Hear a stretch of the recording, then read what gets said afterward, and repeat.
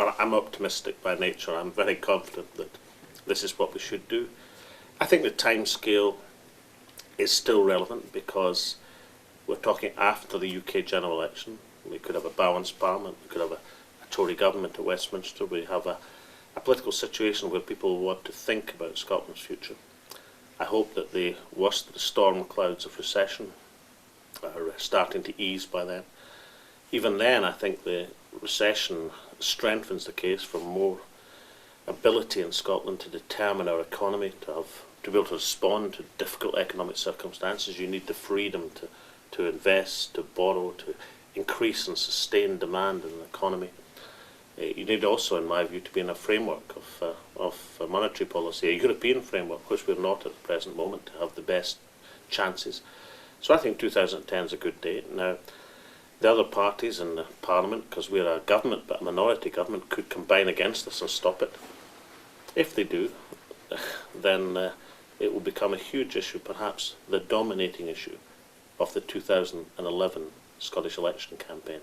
So I think 2010 is a good year to decide. Well, I don't see a contradiction. In fact, I think the two things have to be compatible for people who believe in an independent Scotland, who believe in moving Scotland forward, because one of the ways you can achieve that is by demonstrating to Scots that you have the ability, the competence, the nous, as we would say, to govern. So therefore, I think that to demonstrate that level of competence, that level of success, as running a devolved administration, as we'd call it, an autonomous administration, as you would say here, is a prerequisite. It's a strong word, but certainly it's in strong support of building the confidence that people require to run more of their own affairs. To put it simply, if we can demonstrate in Scotland that we can run the health service really well, then that will be an advantage in saying, look, we think we could run the economy better as well. So I think one builds upon the other. I don't think that we should get ourselves, whether we're in Catalonia or Scotland or Flanders for that matter, into a position of thinking, well, the future of Catalonia depends on what happens in Scotland, or the future of Scotland depends on what happens in Catalonia or in Flanders or in anywhere else. I think it's far better for people looking at their own circumstances and deciding what's best for their country or for their nation. And while, of course, my visit here, my visit to other countries in Europe is a signal that we have friendships, we have relationships with political parties and across the European Union. And we learn lessons, and we engage in dialogue, and we try to do things together, and we try to seek mutual advantage from cooperation. Of course, these things must happen. But I don't come to Catalonia to look for the salvation of Scotland and Catalonia, and Catalonia should not do that with Scotland or in Flanders or anywhere else. The future of Catalonia lies in Catalonia, and with the feelings and attitudes and choices of the people of Catalonia, and that's how it should be.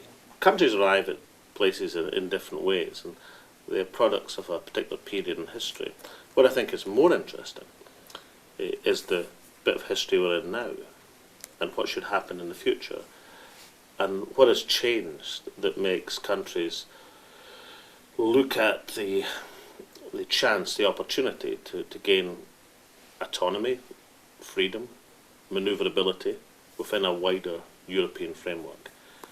And I think whatever choices Scotland or Catalonia or any other part of Europe makes, as a general rule, in that European framework just now, then a good choice for a small country, a smaller nation, is to have the maximum freedom within that European context. Now, different countries might choose to do it in different ways. That's exactly their choice. But having that flexibility within a common European home is a very attractive option for a small country or a small nation. We're trying to reverse a centuries-long decline in Gaelic speaking, which has declined to being a very small percentage of the Scottish population. And we're trying to establish within a few years that there'll be more people speaking Gaelic than there are at the present moment. And that's quite difficult to do, because even now Gaelic speakers tend to be older sections of the community. and therefore to have the surge of Gaelic speaking, Gaelic medium education as we call it, to bring in new Gaelic speakers, to introduce more people to the language, is of huge importance in terms of the language surviving as a living language, as is embracing a dominant form of communication. It seems to be evident and sensible that no language can survive unless it has access to television. Nothing can survive in terms of communication in the modern world unless it's displayed on television. Therefore, that's of huge importance to the language. Why do we do it? Is it more than a gesture? Absolutely more than a gesture. We do it because if we lost Gaelic, then we'd lose something individual, distinctive, that Scotland has an obligation to protect for all of humanity.